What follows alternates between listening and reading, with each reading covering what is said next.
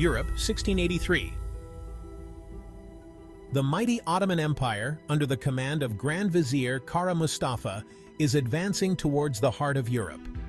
Their target? Vienna. If Vienna falls, the whole of Europe could be next.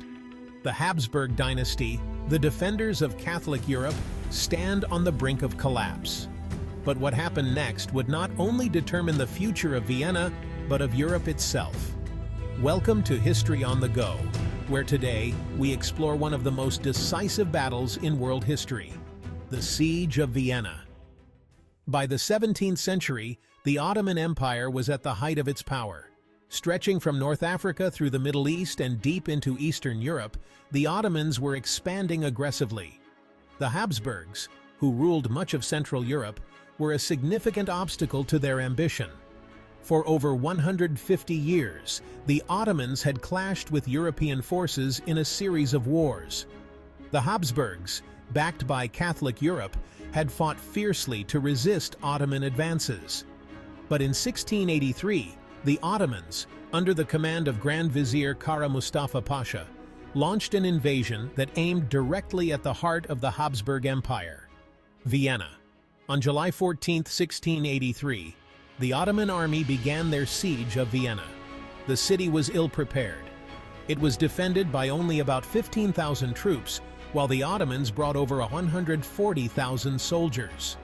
The defenders, led by Count Ernst Rüdiger von Starhemberg, faced overwhelming odds.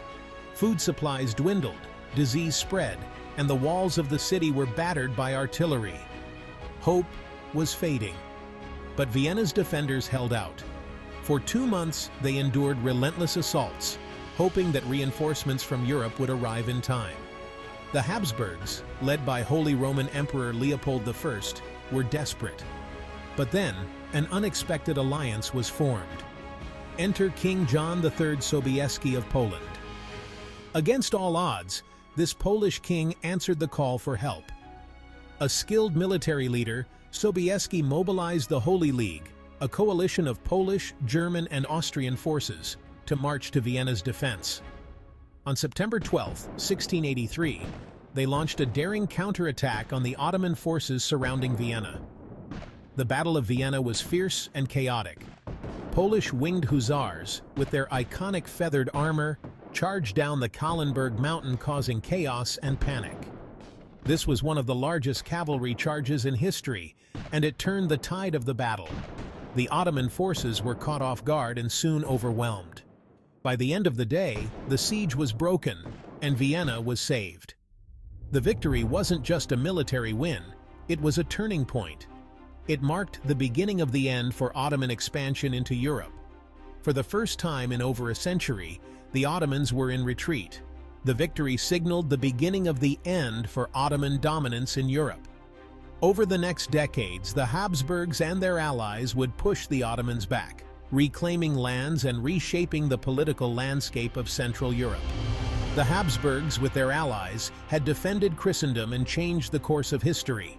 This victory had profound implications. It unified Europe against a common threat and paved the way for the rise of the Austrian Habsburgs as a dominant power in Central Europe. It also signaled a shift in the balance of power, leading to a new era of European politics and warfare. King John III Sobieski became a celebrated hero, hailed as the savior of Vienna, while the Ottoman Empire's defeat sparked internal strife that weakened their empire over the coming centuries. As for Kara Mustafa Pasha, the man who had led the Ottoman forces, his fate was sealed after the defeat. Sultan Mehmed IV blamed him for the failure at Vienna. On December 25, 1683, Kara Mustafa was executed by strangulation with a silk cord, a traditional method used for high-ranking officials of the Ottoman Empire. So next time you think about the Habsburgs, remember their crucial role in 1683.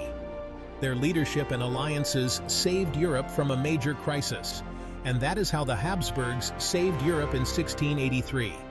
Thank you for joining me on this journey into history. If you enjoyed this video, make sure to hit that like button and subscribe. For history is always on the go.